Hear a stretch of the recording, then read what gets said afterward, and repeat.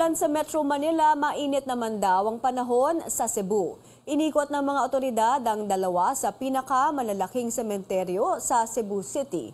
May ulat live si Cebu-based journalist Dale Israel. Dale, kamusta riyan sa Careta Cemetery? May sumama tayo sa mga otoridad na naglibot sa dalawang pinakamalaking sementeryo ng Cebu City at nakita natin na kaunti ang mga bumisita kumpara noong nakaraang taon.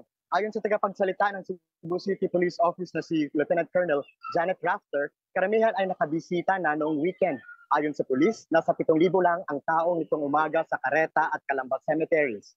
May nakumpiskang matutulis na bagay, karamihan sa mga ito ay yung mga ginagamit na pantanggal ng kandila.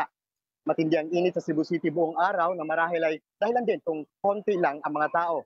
Mahigpit na no parking ang mga lansangan malapit sa mga sementeryo. Drop-off lang ang pwede, kung kaya abiso ng mga otoridad, huwag nang magdala ng mga sasakyan.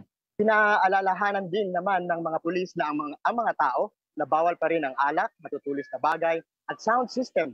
Pwede pa naman ang posporo at lighter na ginagamit sa pansindi ng kandila.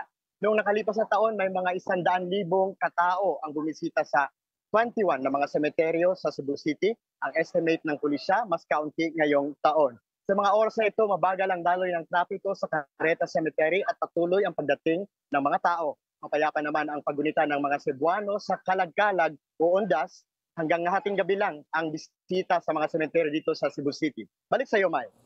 Maraming salamat, Dale Israel. Nag-uulat live mula Careta Cemetery sa Cebu.